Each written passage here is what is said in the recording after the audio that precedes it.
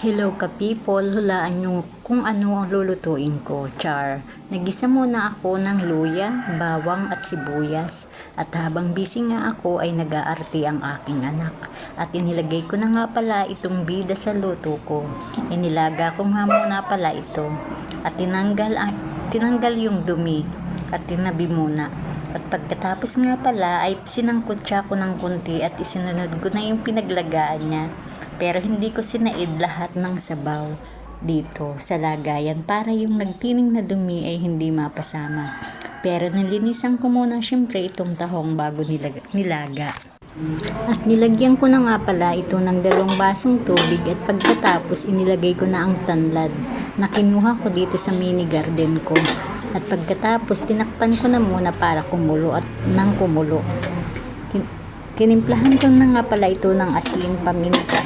Tapos may sili nga pala itong pandagdag sipa. Dahil naubos na nga pala yung sabaw kahigop ko kaya dinagdagan ko ulit ng tubig 1 baso. At tinimplahan rin ulit ayon sa aswak na panlasa.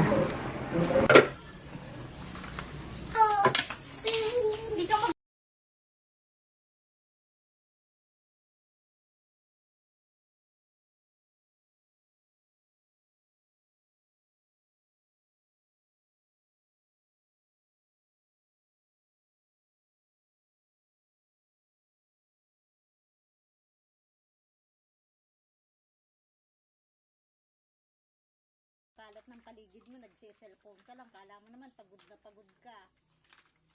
Kala mo Ha, gaganahan. Tapos ang laki ng utang natin kay Kuya Abi, 2-3. Ay, naayusin ko na. Mama, mamumulubi yung naghahanap buhay. Paano tayo niyan makakatulong kay Papa mo kung ganyan? Ayusin ko na. At pagkatapos kong magluto ng ulam, ay isinunod ko na itong kanin. Isinalang ko na nga siya para maluto na rin. At ito na nga pala, luto na ang aming tanghalian. Kain tayo.